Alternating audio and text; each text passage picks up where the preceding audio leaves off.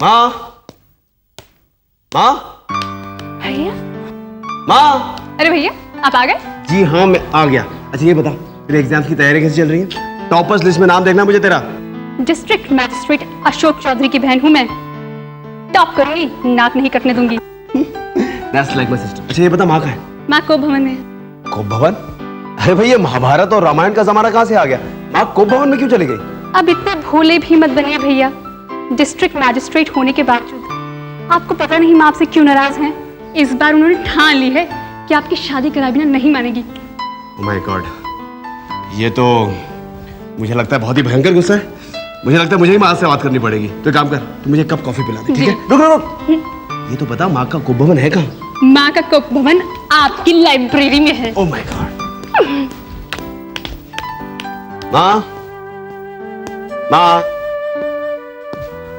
माँ, लगता है बहुत नाराज है। देख माँ, 6 सालों से हम दोनों के बीच में रस्साकसी चल रही है। तू मेरी शादी करवाना चाहती है और मैं उससे पहले अपनी बहन मीना के हाथ पीले करना चाहता हूँ। अरे तो कैसा डिस्ट्रिक्ट मजिस्ट्रेट है रे? जब तू अपनी माँ की फरियाद पूरी नहीं कर सकता तो इस गरीब जनता की फरियाद क्या सुनेगा? अरे माँ ऐसा मत बोल, कहीं अगर सरकार ने ये बात सुन ली तो मेरा ट्रांसफर फौरन रुकवा देगी। क्या फिर से तेरा ट्रांसफर हो गया? हाँ माँ, मेरा ट्रांसफर हो गया भवानीपुर। सरकार तुझसे इतनी नाराज है कि पिछले 3 सालों में 2 बार तेरा ट्रांसफर हो गया? अरे नहीं माँ, सरकार मुझसे नाराज नहीं है, बल्कि ये तो मेरी एफिशिएंसी है कि जिस जिले में भी इंतजाम काबू से बाहर हो जाते हैं सरकार फौरन मेरा ट्रांसफर वहां कर देती है। तो ये तो याद होगा ना जब हम यहाँ आए थे, क्या हाल थे यहाँ के अमन चैन के? अगर तेरा इसी तरह से ट्रांसफर होता रहा तो तेरी माँ को अमन चैन कब मिलेगा? ये तो तू जानता है ना, मैं बहुत परेशान हूँ तेरी शादी के लिए, लेकिन तू हर बार कोई ना कोई नया बहाना बना देता है और इस बार मीना की शादी का बहाना बना दिया। नहीं नहीं नहीं माँ, ये बहाना नहीं है, सच है। अच्छा देख, अब ये सारी बातें छोड़, मुझे भवानीपुर जाना है, बहुत सारी तैयारी करनी है। जानती है माँ, भवानीपुर एक बहुत ही पुराना इलाका है जहाँ सब कुछ पुराने दर्रे से चल रहा है। वहाँ जाकर भी मुझे सब कुछ ठीक ठाक करना होगा। क्या ठीक ठाक करना होगा भैया? मीना, तेरे भैया का ट्रांसफर हो गया है। क्या मतलब? मतलब फिर से हमें झोला कमंडल लेके यहाँ से भी जाना पड़ेगा? नहीं फिलहाल नहीं, अभी तो सरकार ने टेम्पररी बेसिस पे मेरे वहाँ रहने का इंतजाम किया एक सर्किट हाउस में। देख बेटा, तेरा ट्रांसफर हो गया है तो तुझे जाने से नहीं रोकूंगी मैं, लेकिन मैंने तेरे लिए एक लड़की देखी है और मैं चाहती हूँ कि तू जाने से पहले उसे एक बार देख ले। लेकिन माँ, पहले मेरी बात सुन ले।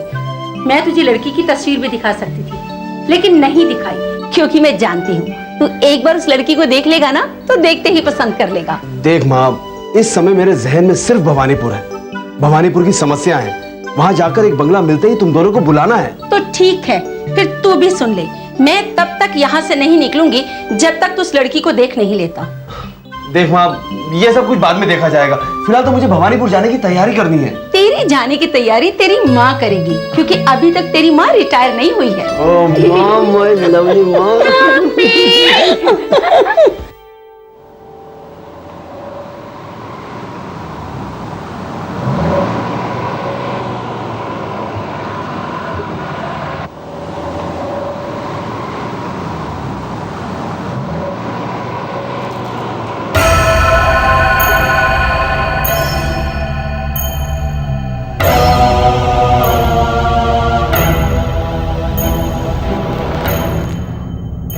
क्या हुआ मदन सिंह? साहब, कोई औरत हो। पता करो उसे कहाँ जाना है, रात का वक्त है, कोई मुसीबत ना हो। जाओ। जी साहब।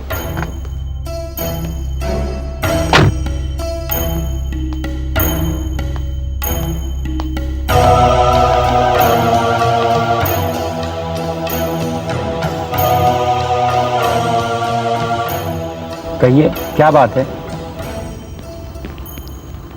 साहब, हमारी बस छूट गई है, भवानीपुर तक छोड़ दीजिए हमें।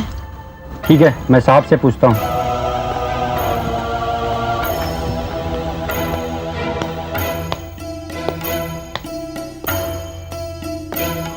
साहब, वो कहती है उसकी बस छूट गई, उसे भवानीपुर जाना है। ठीक है, बिठा लो गाड़ी में। जी साहब। आप आ जाइए।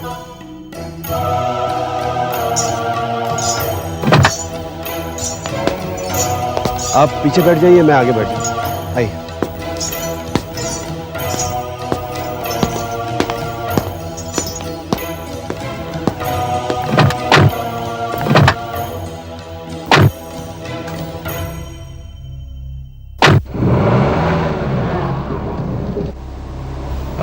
आपको कहाँ उतरना है बता दीजिएगा। भवानीपुर चुंगी नाके पे उतर जाएंगे हम। ठीक है।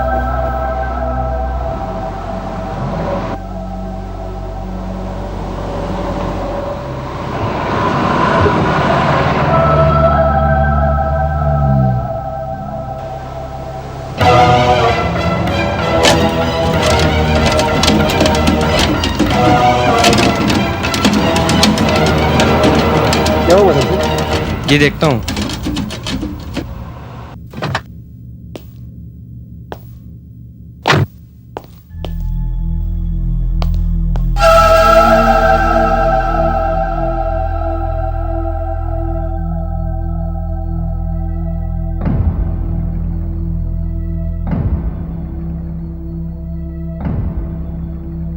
क्या हुआ मदन सिंह, कुछ पता चला? देख रहा हूँ सर।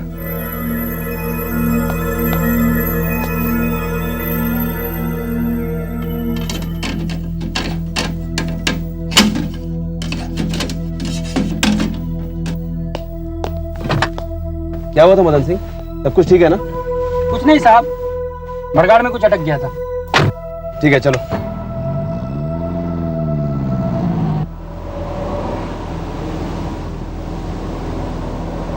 सुनिए, चुंगी नाका आ रहा।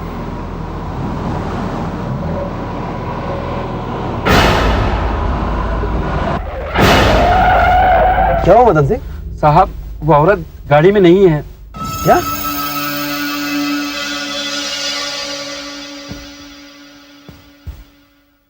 मुझे लगता है जब तुमने रास्ते में गाड़ी रोकी थी वहीं उतर गई होगी।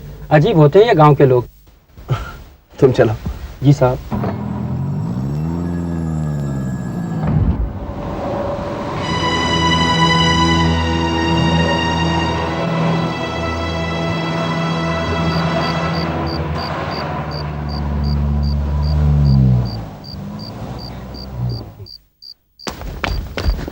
नमस्कार साहब, मैं हनुमान प्रसाद आपके लिए आया हूँ। बाकी सब अफसरान सर्किट हाउस में आपका इंतजार कर रहे हैं। ठीक है, बैठ जाओ गाड़ी में। यस।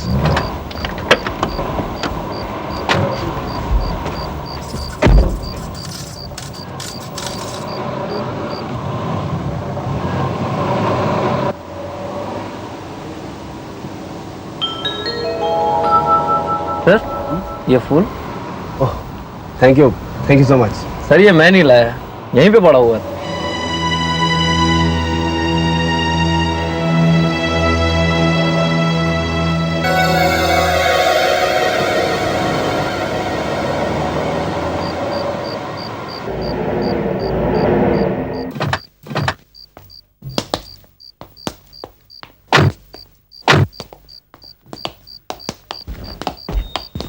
SP Raghavan sir.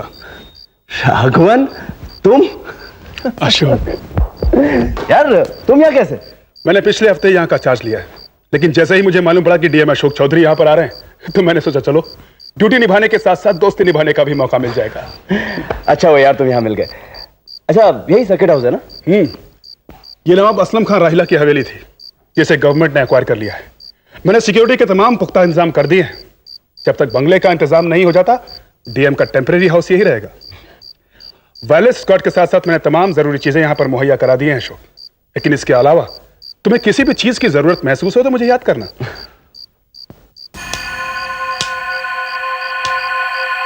हुजूर आदाब।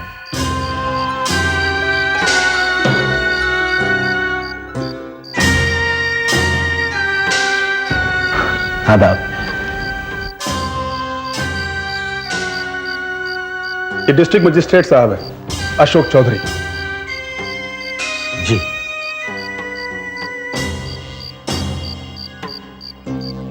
खादिम को खादिम हुसैन कहते हो। ये यहाँ के केयरटेकर है, नवाब असलम खां के जमाने से इस हवेली की देखरेख कर रहे हैं। हुजूर, खादिम के रहते हुए आपको यहाँ पर किसी भी किस्म की कोई परेशानी नहीं होगी। और राघवन, अंदर चलकर एक कप चाय पी लेते? अरे नहीं अशोक, तुम लंबे सफर से आए हो, थक गए होगे। मैं तुमसे कल सवेरे मिलता हूं ना। हाँ यार, वैसे भी मुझे कल सुबह तमाम अफसरान से मिलना और यहाँ का चार्ज भी लेना। तो ठीक है, तुम आराम करो और मैं चलता हूं। Okay, good night. Good night. Take care. आइए हुजूर।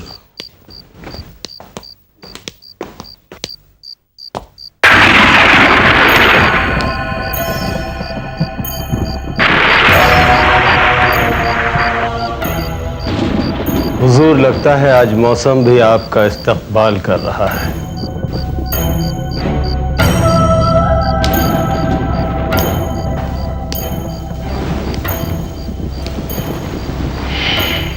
मुझे भी कुछ ऐसा ही लगता है।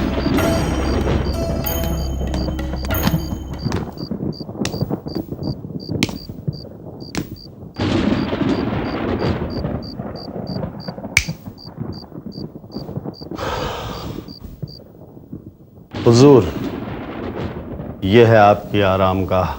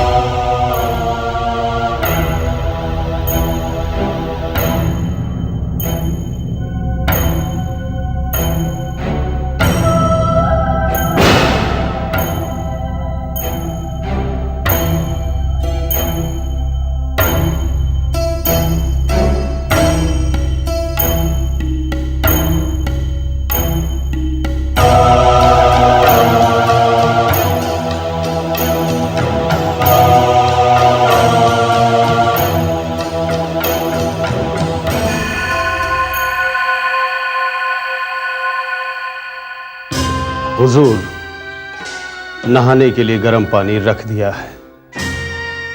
जब तक आप तैयार हो मैं खाना लगवाता हूं। और अगर हुजूर की कोई खास ख्वाहिश हो तो जरूर हुक्म करें, खादिम इंतजाम कर देगा।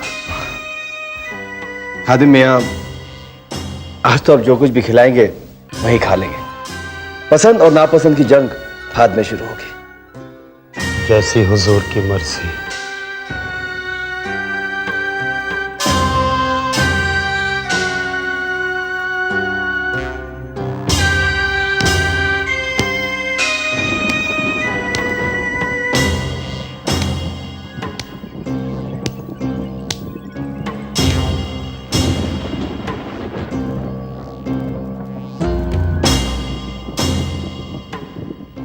हुजूर, आप तशरीफ लाए हैं। जंग तो अब शुरू हो गई।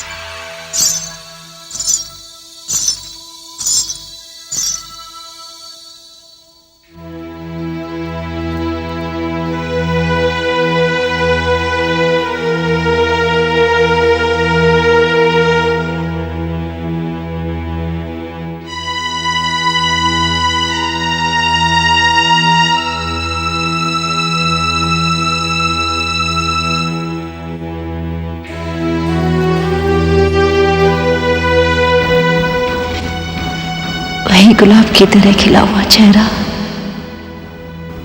वही मासूमियत, वही मुस्कुराहट,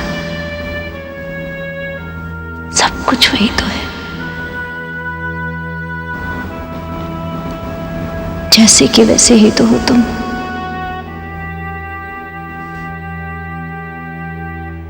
पता नहीं तुम्हें इस बात की खबर है या नहीं कि मैं कब से तुम्हारा इंतजार कर रही हूं। सुबह से आने वाली हवाएं तुम्हारे आने का पैगाम ला रही थी और मैं उस रास्ते पर आंखें बिछाए तुम्हारा इंतजार कर रही थी। फिर फिर मैं तुम्हारी गाड़ी में बैठ गई। जी में तो आया कि एक बार घूंघट उठा दूं, पर अचानक अपने दिल पर काबू पाया, ये सोचकर कि तुम अब पहले वाले किशन नहीं रहे। लोग कहते हैं कि तुम इस जिले के बहुत बड़े मालिक बन गए हो। पता नहीं तुम्हें मेरी याद है भी या नहीं, पर अब तुम आ गए हो तो मैं तुम्हें सब कुछ याद दिला दूंगी, सब कुछ।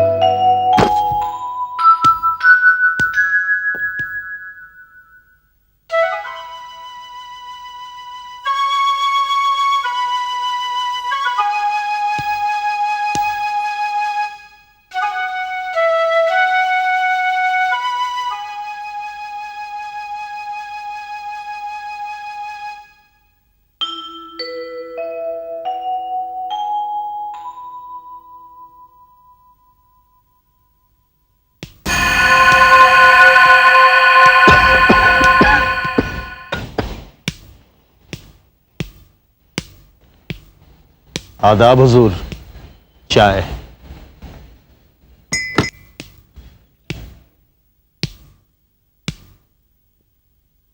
रात कैसे गुजरी हुजूर?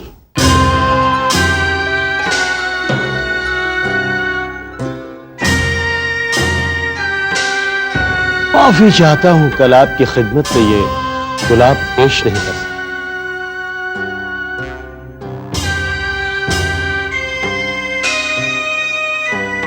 शुक्रिया। जी खादिम मियां, फरमाइए हुजूर। एक बात बताइए, आप इस हवेली में कितने सालों से हैं? सालों का हिसाब तो नहीं जानता हुजूर, लेकिन पुश्तों का हिसाब जरूर जानता हूं। पिछली 3 पुश्तों से इस हवेली का नमक खाया है हमने। मेरे मालिक नवाब असलम खान कर्ज के बोझ से दब गए और यह हवेली सरकार के कब्जे में चली गई। मेरे मालिक मुझे अपने साथ नहीं ले गए और सरकार ने मुझे इस हवेली की देख रेख के लिए यहां रख छोड़ा। खैर हुजूर, आज तो अपनी पसंद नापसंद बता दीजिए, क्योंकि जो कुछ भी बनेगा वो आपकी पसंद का बनेगा। ठीक है खादिम मियां, नाश्ता आपकी पसंद का, खाना मेरी पसंद। जी बेहतर है।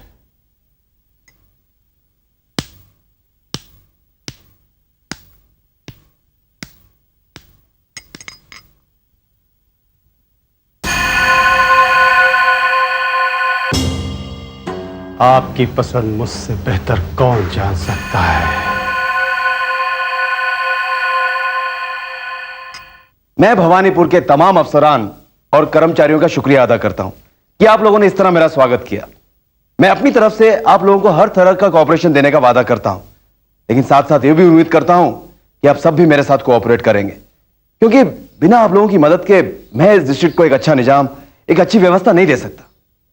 एक बार फिर आप सबका बहुत बहुत शुक्रिया। Thank you all so much. Thank you so much. Thank you thank you thank you.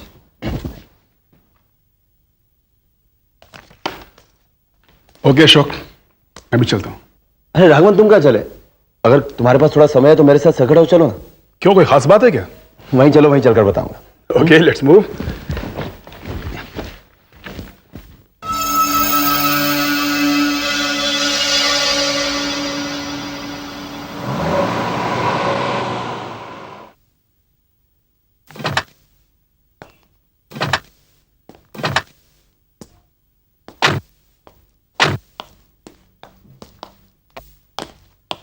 खादिम साहब, खादिम साहब। जी हुजूर। खादिम साहब, एसपी साहब तशरीफ लाए। आदाब हुजूर। आदाब। अच्छा सुनिए, ये हमारे साथ चाय पियेंगे और कुछ नाश्ता भी करेंगे। जी मैं इंतजाम किए देता हूं। आइए।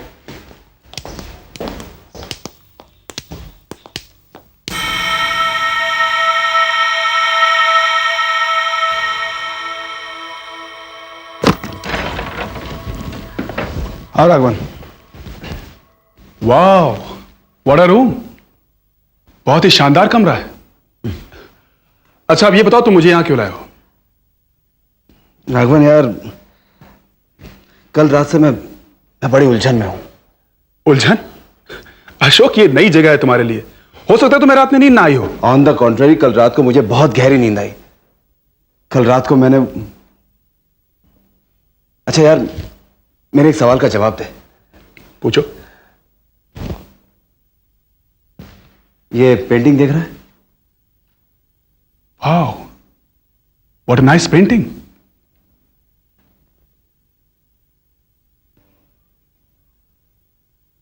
Mind blowing. सचमुच बहुत ही खूबसूरत पेंटिंग है ये, और पुरानी भी। भाई, उस इंसान की दाद देनी पड़ेगी जिसने इसे बनाया है। पता नहीं किसी का इमेजिनेशन है या फिर कोई हकीकत। यही बताने के लिए मैं तुझे यहां लाया हूं राघवन। कल रात को जब मैं भवानीपुर आ रहा था, रास्ते में हूबहू ऐसी ही लड़की, ऐसी ही लिबास में मुझे मिली। ऐसी लड़की? हाँ, ये। तो इसमें कोई खास बात नहीं है अशोक। दरअसल इस इलाके की सारी लड़कियां आज भी इसी किस्म के लिबास पहनती हैं। राघवन, राघवन मान लो तुम इस कमरे में बैठे हो और अचानक ये सारा कमरा रोशनी से भर जाता है, फिर तुम्हें कहीं से एक सांस की आवाज सुनाई देने लगती है। उसके बाद तस्वीर की ये लड़की इंसान का रूप धारण करके अचानक तुम्हारे सामने आकर खड़ी हो जाती है और फिर संगीत की ताल पर घुंघरू खनखना कर नाचने लगती है। अचानक वो इस कमरे से बाहर निकल जाती है और इसी हवेली के टावर पर जाकर किशन किशन पुकारते हुए छलांग मार देती है और उसके बाद तुम्हारी आंख खुल जाती है। हाँ राघवन, बिल्कुल ऐसा ही हुआ, बिल्कुल ऐसा ही। लेकिन तुम्हें कैसे पता चला? अशोक, तुमने ख्वाब देखा है। ख्वाब? अशोक, तुम खामखा परेशान हो रहे हो यार। दरअसल तुम्हें यह ख्वाब सिर्फ इसलिए परेशान कर रहा है क्योंकि तुम्हारे अंदर का मैजिस्ट्रेट उस लड़की को इंसाफ दिलवाना चाहता है जिसे तुमने ख्वाब में ऊंचाई से नीचे गिरकर मरते हुए देखा है। That's all. आई थिंक इसके अलावा और क्या रीजन हो सकता है? मगर राघवन, हुजूर, नाश्ता तैयार है।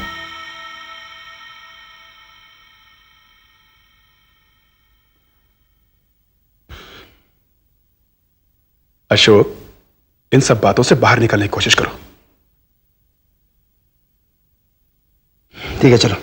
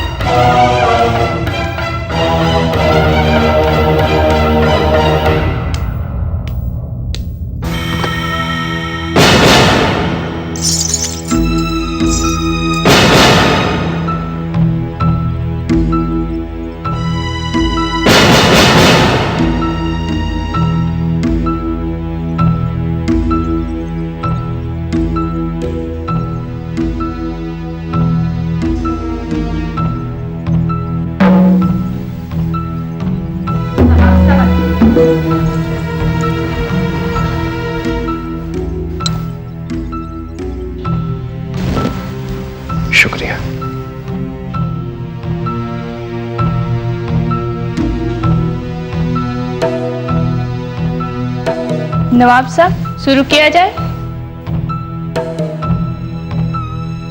इंतजार किस बात का किशन? की बातें कर रहे हो ना, ना ये वो ख्वाब है कोई, ना ये कोई वहम, बल्कि वो उस ख्वाब का असर है जो तुम्हारे दिमाग में फतूर बनकर घुस गया है। और इसका एक ही रास्ता है। राघवन, तू क्या समझ रहा है कि मैं बिल्कुल ठीक समझ रहा हूं अशोक। अब तुम उस हवेली में नहीं रहोगे, तुम मेरे साथ मेरे क्वार्टर्स में रहोगे। क्या? जो मैं कह रहा हूं बिल्कुल ठीक कह रहा हूं अशोक। लेकिन राघवन तुम... लेकिन कुछ नहीं, तुम चलो मेरे साथ। राघवन चलो, तुम्हें नींद आएगी वहां पर, चलो।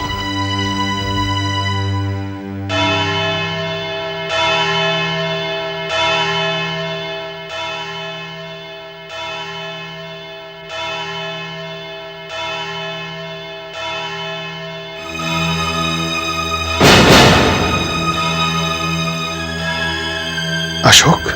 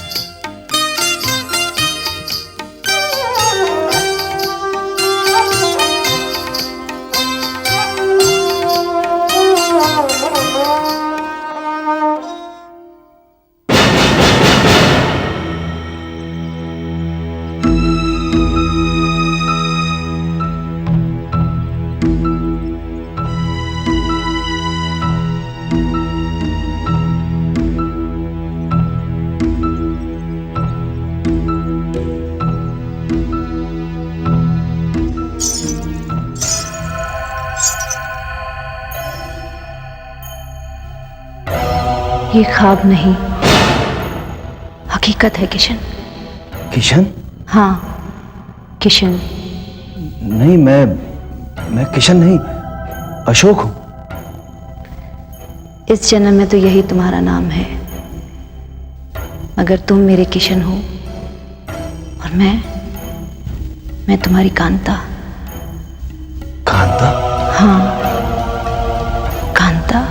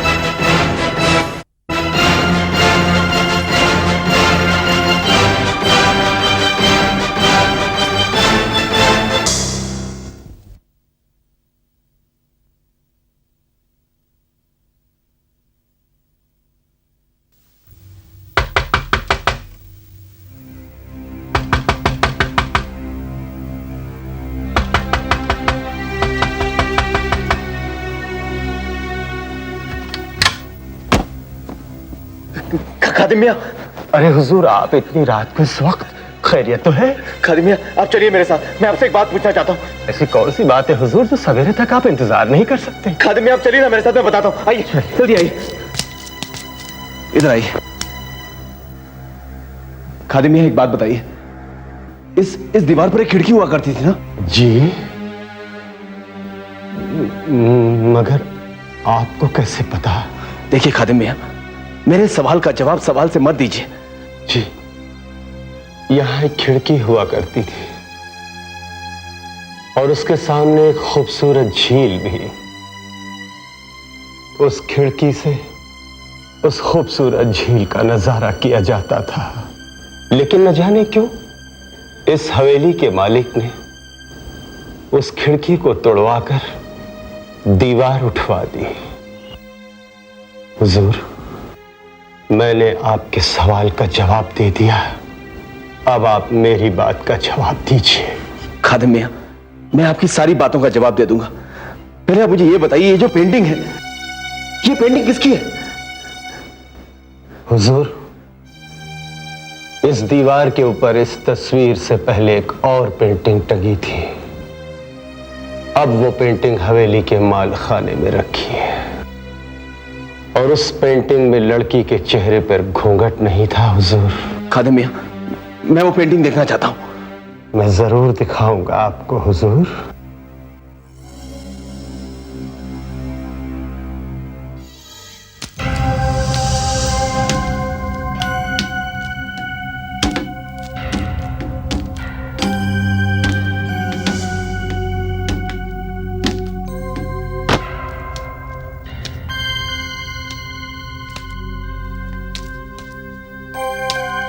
यही तो रखी है।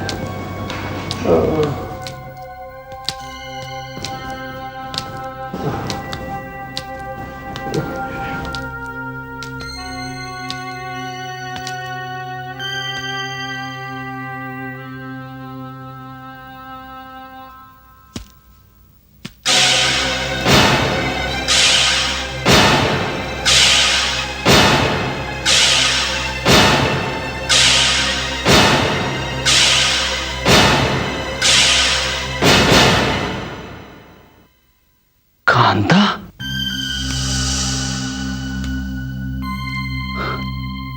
किशन?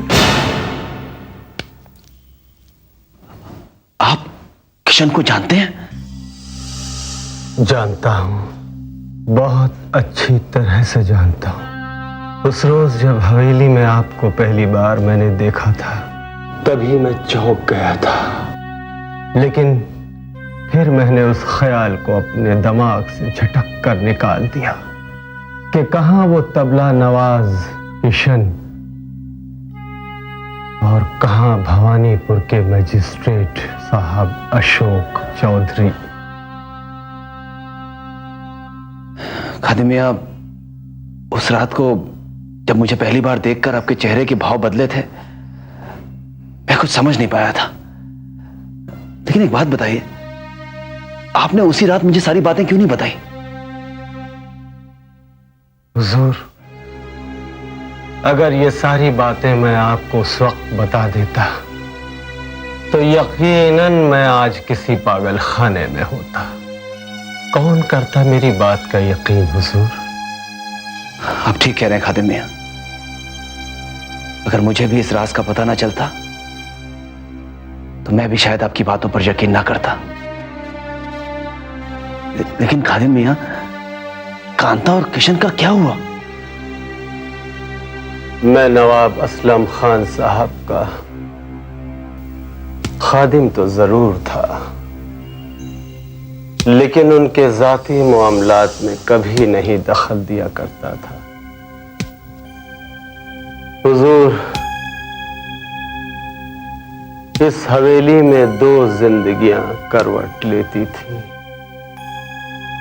एक जिंदगी सुबह से शाम तक और दूसरी जिंदगी शाम से तमाम रात तक।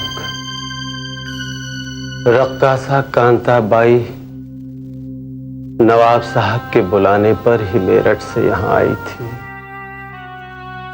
और नवाब साहब उसके रक्स पर फिदा थे और तबला नवाज किशन के ऊपर भी। उड़ती उड़ती खबर यह भी थी हुजूर कि रक्कासा कांता बाई तबला नवाज किशन को दिलो जान से चाहती थी और जाहिर है हुजूर, ये बात नवाब साहब को नागवार गुजरी। अचानक किशन गुम हो गया और उसके बाद कांताबाई भी नजर नहीं आई। ये क्या कह रहे हो अशोक? अभी तुमने कल ही कहा था कि तुमने जो कुछ भी देखा है वो सब एक ख्वाब है, और आज तुम कह रहे हो कि वो सब हकीकत है। हकीकत को हकीकत ना कहूं तो और क्या कहूं? ख्वाब तो नींद में देखे जाते हैं राघवन, और नींद टूटते ही उनका दिलो दिमाग पर कोई असर नहीं रहता। लेकिन जो कुछ भी मैं देख रहा हूं, जो कुछ भी मुझे दिख रहा है, वो ख्वाब नहीं है। तो मुझे ऐसा महसूस होने लगा है जैसे ये जगह भी मेरे लिए नई नहीं। मैं यहां पहले भी आ चुका हूं। शायद इसका ताल्लुक मेरे पिछले जन्म से है। Oh come on Ashok, what nonsense you are talking यार। मेरा यकीन करो राघवन, ये मेरा ख्वाब या वहम नहीं है, ये सच्चाई है, हकीकत है। और इस बात की तस्दीक इस हवेली का पुराना मुलाजिम खादिम हुसैन कर सकता है। खादिम हुसैन? हाँ।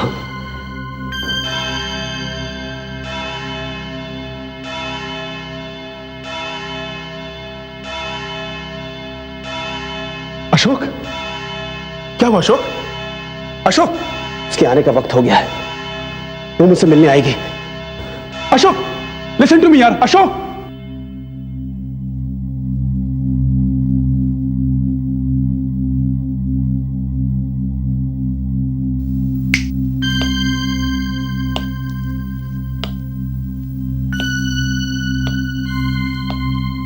खादिम हुसैन।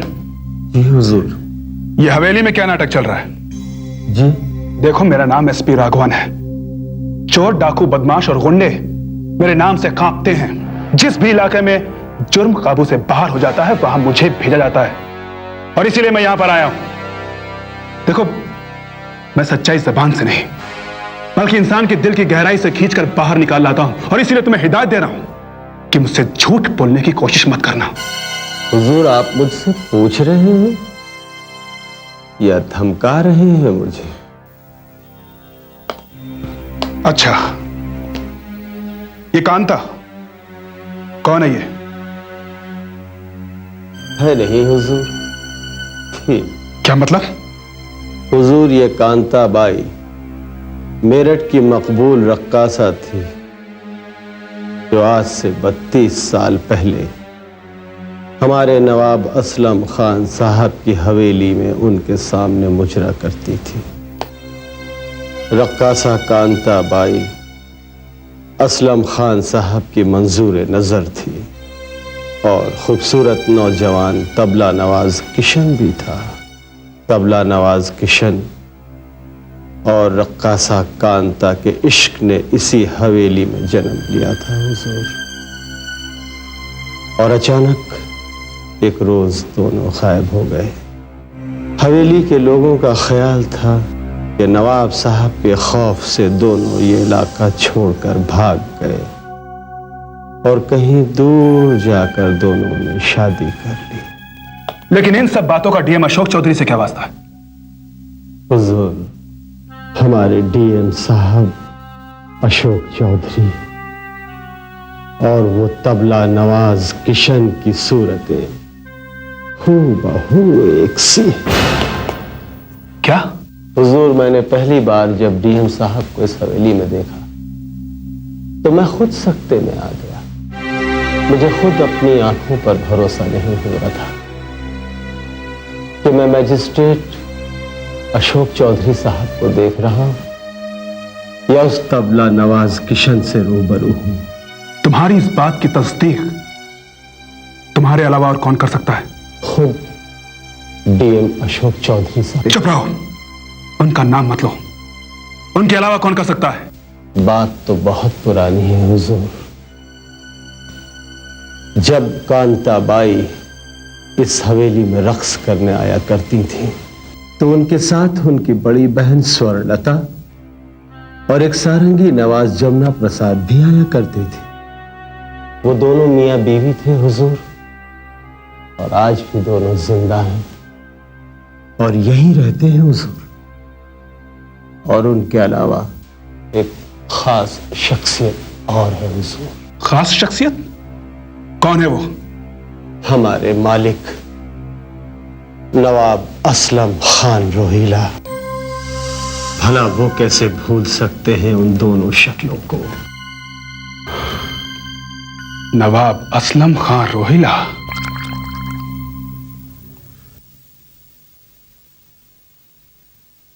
आप यहां? जी हां, मैंने अभी कुछ दिन पहले ही यहां का चार्ज लिया है। कुछ आपसे मुलाकात भी कर लूं? अच्छा। नवाब साहब, वो आपकी हवेली जो सर्किट हाउस है, अब वहां पर डीएम साहब का ऑफिस हो गया है। तो इसी बहाने एक बार वहां जाने का इत्तेफाक हुआ था। उसके बाद तो सिलसिला ही लग गया वहां जाने का। जी, अब वो जमाने नहीं रहे। हालात की गर्दिश ने सब कुछ बदल कर रख दिया है। जी नवाब साहब, मैंने बहुत सी दिलचस्प दास्तानें सुनी है उस हवेली के बारे में। सुना है कि पहले जमाने में रातों को गीत और संगीत की महफिलें हुआ करती थी। जी, मगर सब ख्वाब सा लगता है। नवाब साहब, एक नाम खास तौर पर उस हवेली से जुड़ा हुआ था, शायद आपको याद हो। कौन सा नाम? कांता। कांता बाई। कांता बाई? जी हां, वो तो आपकी महफिलों की खास रकासा हुआ करती थी, ऐसा मैंने सुना है। आपको तो याद ही होगा। जी, कांता भाई, मेहताब जान, जीनत जहां और न जाने कितने नाम हैं। अभी अभी आपने याद दिलाया, वरना हमें तो कुछ भी याद नहीं रहा। खैर, यहां आने का शुक्रिया। जी, खुदा हाफिज। खुदा हाफिज।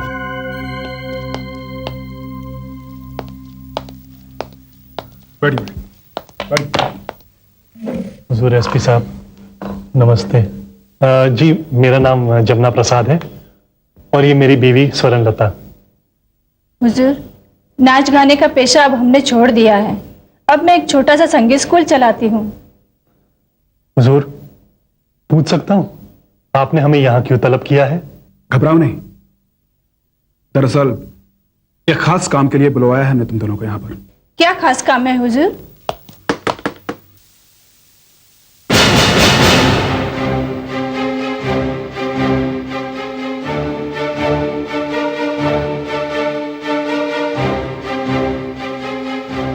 राघवन, तुमने मुझे यहाँ बुलाया?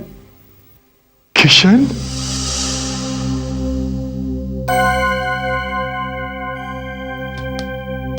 किशन, किशन, मैं स्वर्णलता, कांता की बड़ी बहन। मुझे नहीं पहचाना तुमने?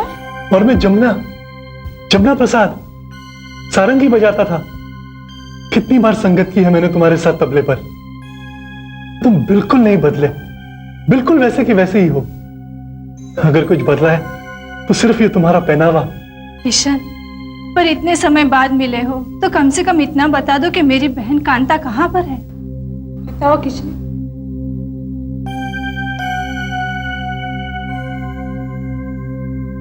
चुप क्यों हो भैया? बताओ किशन। बताओ कांता कहाँ है? जिन्हें आप लोग किशन समझ रहे हैं वो किशन नहीं है। भवानीपुर के डीएम अशोक चौधरी साहब हैं।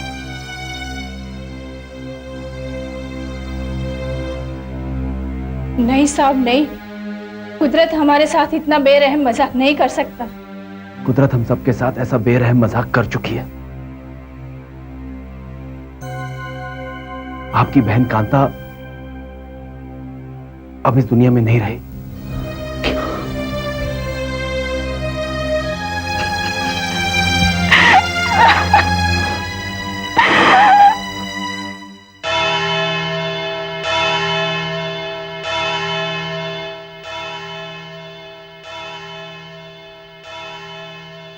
वहम हकीकत में बदल गया।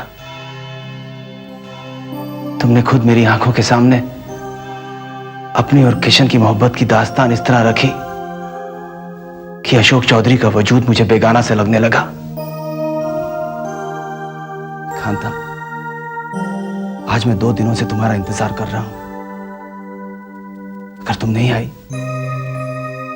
तो मैं यह सोचने पर मजबूर हो जाऊंगा कि आज तक जो कुछ भी मैंने देखा था, जो कुछ भी मैंने सोचा था, वो मेरे जहन का फतूर था, मेरी आंखों का धोखा था, एक वहम था।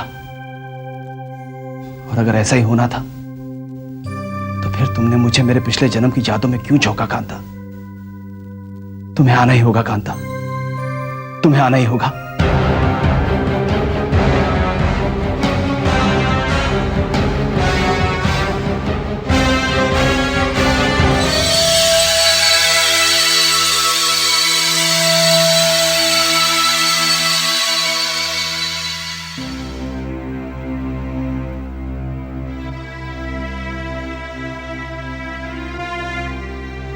मेरे किशन, मुझे माफ कर दो। तुम जिंदा लोग रूहों की मजबूरियां नहीं समझ सकते। कांता, आज मैं तुम्हारी बड़ी बहन स्वर्णलता से मिला। उसने मेरे सामने एक ऐसा सवाल रखा जिससे मैं बहुत परेशान हो गया। वो मुझसे पूछ रही थी, मेरा मतलब है वो किशन से पूछ रही थी कि कांता कहाँ है। तुम्हारे किशन पर यह इल्जाम है कि वो कांता को भगाकर कहीं ले गया। मुझे तो कुछ पता नहीं, मुझे तो कुछ भी याद नहीं। लेकिन कांता, तुम तो एक आत्मा हो ना, तुम्हें तो सब कुछ मालूम है, सब पता है। मुझे बताओ ना, सच्चाई क्या है? यही तो बताने आई हूं। मुझे खुशी है इस बात की कि तुम्हें किशन की सच्चाई का एहसास तो हुआ। एहसास? ये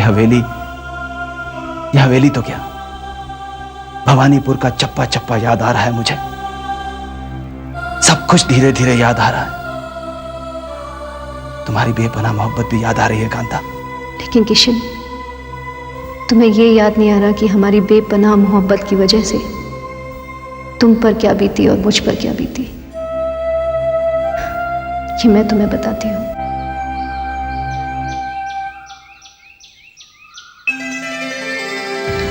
मेरे महबूब, सुनिए, मेरे किशन, सुनिए ना, पहरे इतने सख्त है कि देखिए किसी के वजह खत से को ऐसे हमेशा नहीं एक पढ़ा खौफ सा करते बना हैं। रहता है। फिर भी ये दिल है किशन, जो किसी भी सख्ती, किसी भी पहरे को नहीं मानता। वैसे नवाब साहब की नजरें इनायत तो है मुझ पर, लेकिन वो बेमानी नहीं है। उनका भी खौफ है दिल पर। फिर भी मैं अपने जज्बात, अपना एहसास, अपना पूरा वजूद इस गुलाब की शक्ल में तुम्हारे कदमों में रखने आए। तुम्हारी नजरें देखकर दिल यही कहता है कि जो आग इधर है वही आग उधर भी है। इसके बाद भी जब अपनी तरफ देखती हूं तो अपने छोटेपन के एहसास में घिर जाती हूं कि कहां मैं एक नाचने वाली, तुम्हारा ऊंचा खानदान, कहां जमीन, कहां आसमान, कहां आफताब, कहां जर्रा। तुम्हारी, सिर्फ तुम्हारी कांता।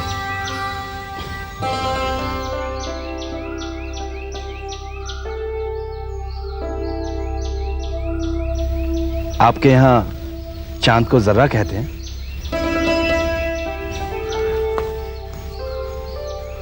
हमारे यहां तो चांद को चांद ही कहते हैं। वैसे तो चांद आसमान पर रहता है, लेकिन इस चांद ने अपना दिल किसी जमीन वाले को दे दिया है।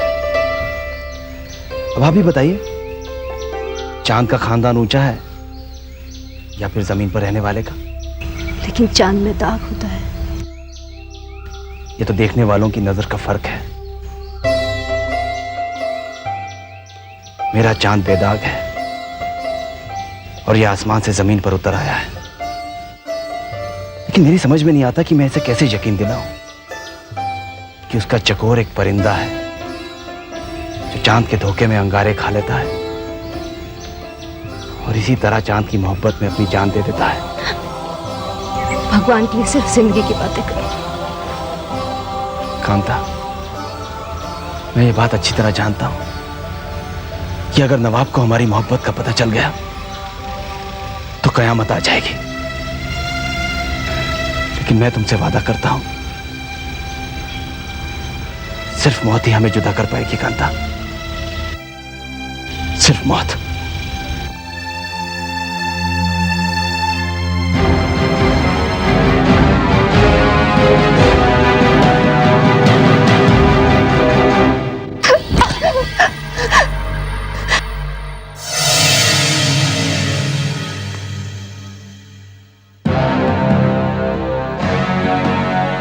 हवा की शह पाकर धूल में यह हौसला पैदा हो गया कि वो आसमान में उड़ना चाहती है।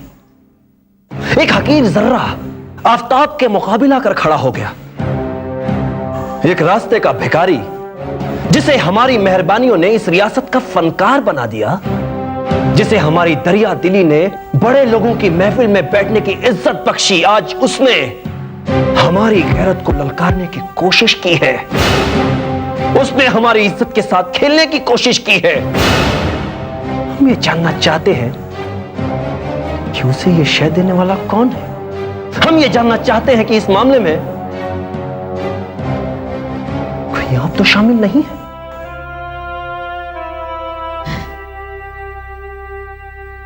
हुजूर नवाब साहब,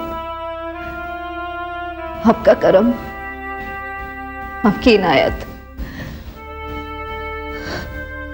आपकी नवाजिश, इन सब के बदले हम आपको कुछ भी नहीं दे सकते। ये घुंघरू जो मेरी मर्जी के बगैर किस्मत ने मेरे पैरों में बांध दिए हैं, ये आपकी मेहरबानियों के मोहताज हो सकते हैं। मेरे नाम पर रक्कासा की मोहर लगाकर जिंदगी ने गाने बजाने की जो तालीम मुझे दी है, ये सब आपकी नवाजिशों की गुलाम हो सकती है। लेकिन मेरे दिल पर, मेरे जज्बात पर दुनिया की कोई भी दौलत, कोई भी ताकत गुलाम नहीं बना सकती। ये दिल के सौदे हैं नवाब साहब, इसमें हैसियत नहीं देखी जाती।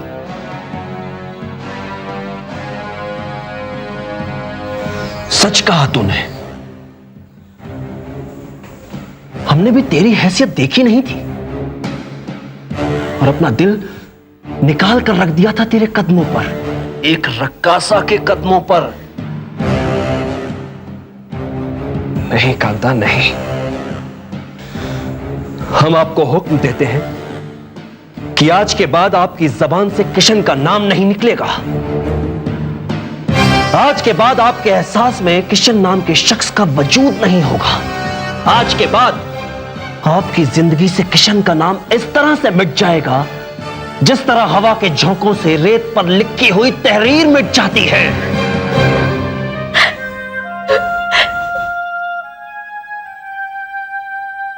नवाब साहब, आप आज तक कांता के कर्म फरमा थे, उसके भाग्य विधाता नहीं बन सकते। किशन मेरी जिंदगी का मालिक है। अच्छा, तो किशन का नाम आप अपने दिल से नहीं मिटा सकती। नवाब साहब, प्यार करने वाले मोहब्बत को अपने दिल में जिगर के खून से लिखते हैं, जिससे ना तो जमाने की दौलत मिटा सकती है और ना ही किसी नवाब की ताकत। टुकड़े टुकड़े करके रख देंगे हम उस कमीने के। उसकी हस्ती, उसका नाम और निशान तक मिटा देंगे, उसकी लाश तक का पता नहीं चलेगा। तू समझ कि तेरे इनकार के जवाब में हम किशन से ये जिंदगी छीन लेंगे।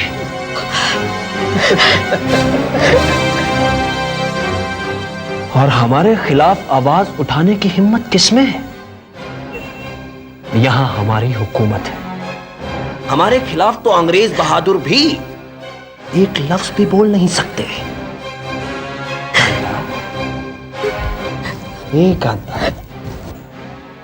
आपको अभी इसी वक्त ये इकरार करना होगा कि आप हमारी हैं, सिर्फ हमारी। वरना बाहर खड़े ये हमारे गुलाम हमारे एक इशारे पर आपके किशन का नामो निशान तक मिटा देंगे। नहीं नवाब साहब, मुझे कुछ वक्त दीजिए। ये दिल के फैसले हैं, जल्दबाजी में नहीं किए जा सकते। ठीक है, हम आपको आज रात ठीक 12 बजे तक की मोहलत देते हैं। पर याद रहे, अगली सुबह तो होगी, लेकिन किशन की जिंदगी का सूरज हमेशा के लिए डूब जाएगा। किशन, तुम्हें समझा नहीं सकती कि वो सारा दिन मैंने किस तरह से बिताया। मैं जानती थी कि नवाब साहब की बात मानकर मैं उम्र भर के लिए खुदकुशी करने जा रही हूं, लेकिन कहीं एक दिल के कोने से आवाज आई कि कांता, जिससे तू प्यार करती है, उसकी जिंदगी तेरे प्यार से कहीं ज्यादा कीमती है।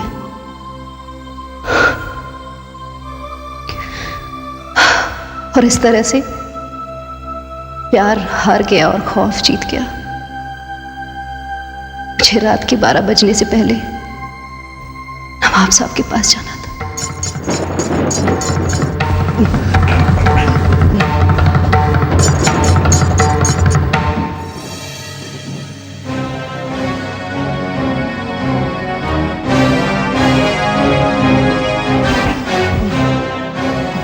तुम लोगों ने इसे लाने में इतनी देर क्यों कर दी?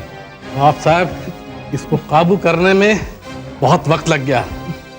क्या हुक्म है? कहिए तो इसकी बोटियां छटका दें। नहीं, इसे सजा हम अपने हाथों से देंगे। हम चाहते हैं कि कांता के आने से पहले इसे मारकर इसे दफना दें।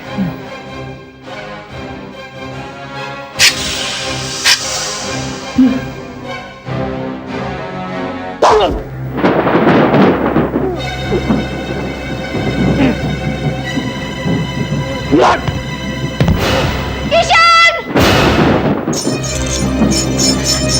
किशन! ये तुम्हें क्या हुआ किशन? किशन, कुछ बोलो किशन। नहीं, नहीं!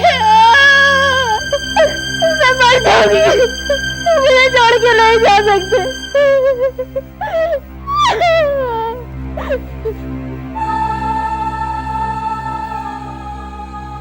असलम खान,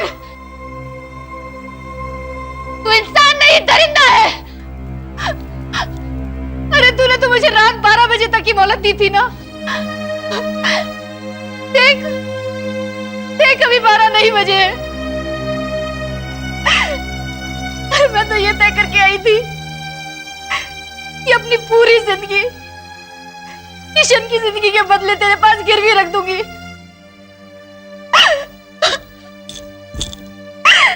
तुझसे भी ये चाहती थी कि मेरा प्यार जिंदा रहे, मेरा किशन जिंदा रहे, और तूने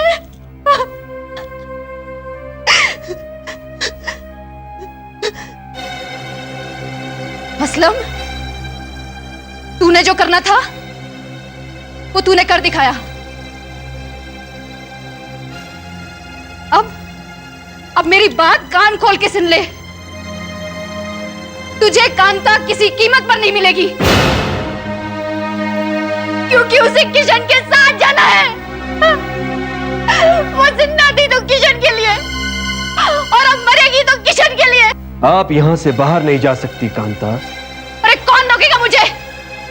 तू या तेरी बुज़दिल जज़ा?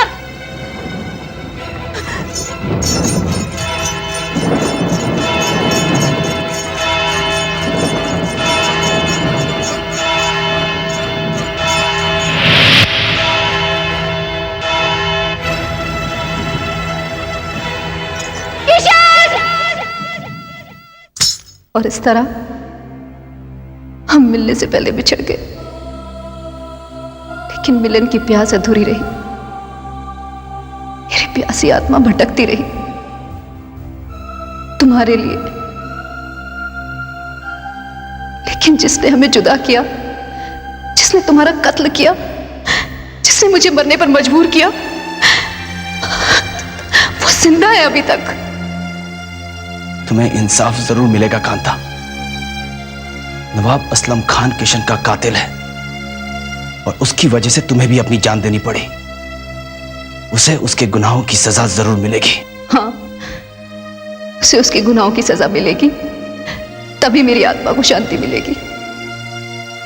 उसने मेरे प्यार को मुझसे छीना, मेरे महबूब को मुझसे छीना, और मरकर भी मेरी आत्मा भटक रही है।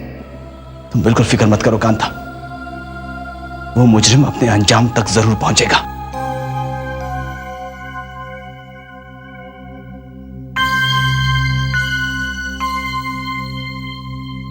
हुजूर,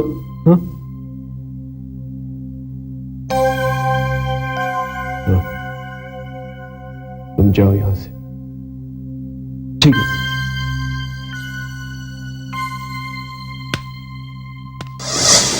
जब्बार! कौन है? हुजूर, मैं जब्बार। जब्बार, ये सब क्या हो रहा है? पता नहीं कैसे अचानक मौसम बदल गया है। लगता है तूफान आने वाला है। ये रोशनी भी कैसे आंख मिचोली खेल रही है, इसीलिए मैं लालटेन लाया हूँ। ले आओ अंदर। जी हुजूर। रख दो। जाओ, जाकर देखो बिजली कब तक आएगी। जी हुजूर।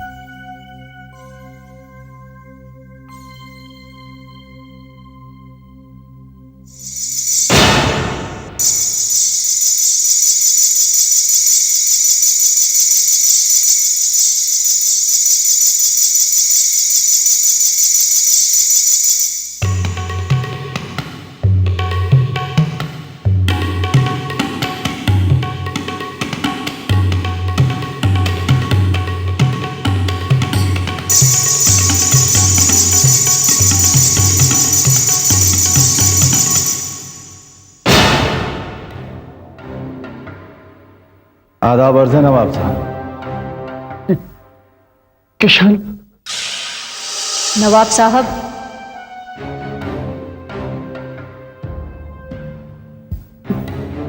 कांता।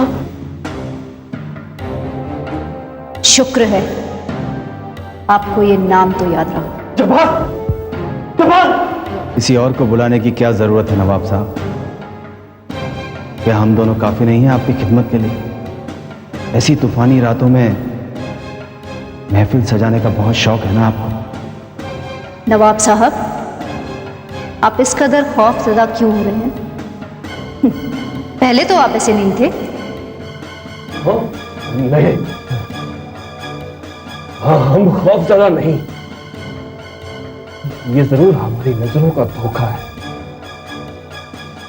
तुम लोग बहरूपी हो।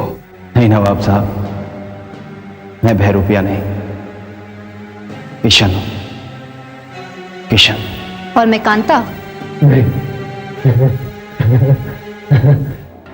ये हमारा नशा है जो हमारे होशो आवाज खो रहा है। तू जिंदा कैसे हो सकता है किशन?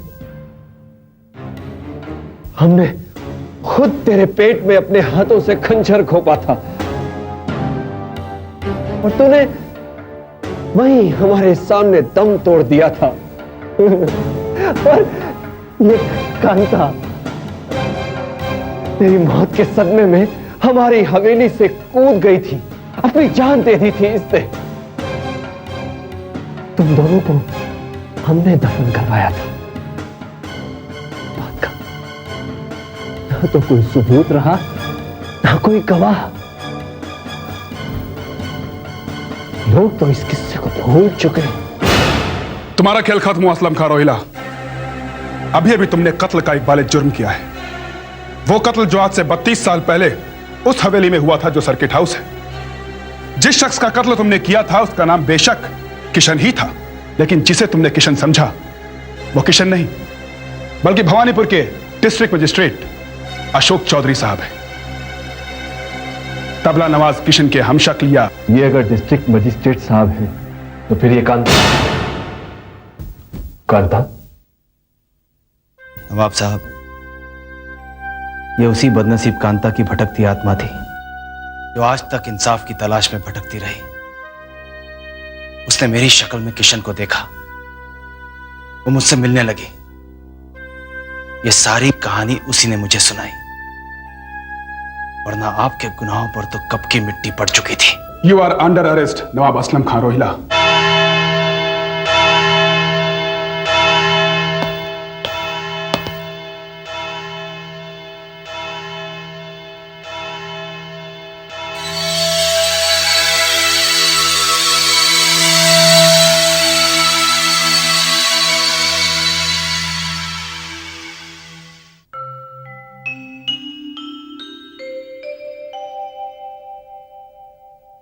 मुझे इंसाफ मिल गया किशन।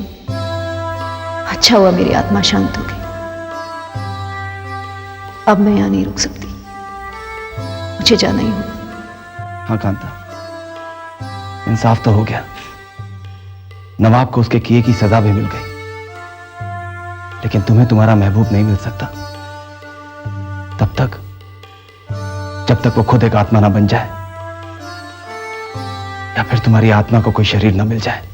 मेरे महबूब, मेरे किशन, प्यार करने वालों के साथ ज़माना लाख बेइंसाफी करे, लेकिन कुदरत उनके साथ जरूर इंसाफ करती है। हम जरूर मिलेंगे। कब और कैसे ये मैं तुम्हें नहीं बता सकती। मैं उस दिन का इंतजार करूंगा।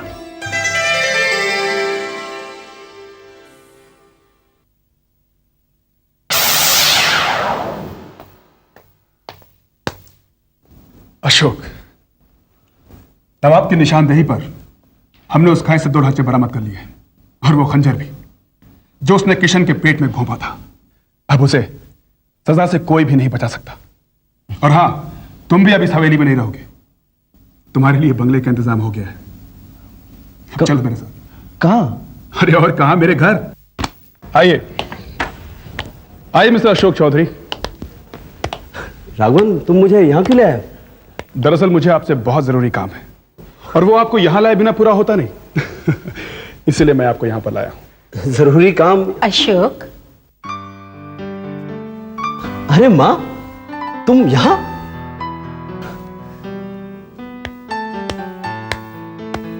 What a pleasant surprise. जीते रहो। देखो, अब बहुत हो चुका। अब मैं तुम्हारी मनमानी बिल्कुल नहीं चलने दूंगी। मैं उसे भी अपने साथ लेकर आई हूँ जो जिंदगी भर तुम्हारे साथ रहने वाली है। क्या मतलब है आपका? मतलब मैं तुम्हें अभी समझाती हूँ, जरा उधर देखो।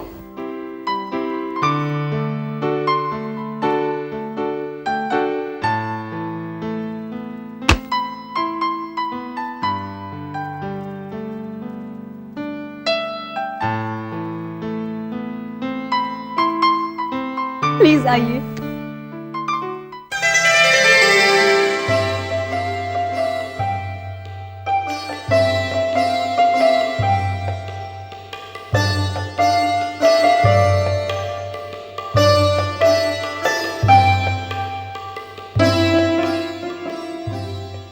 अशोक, देख इसे और फैसला कर, हाँ या ना।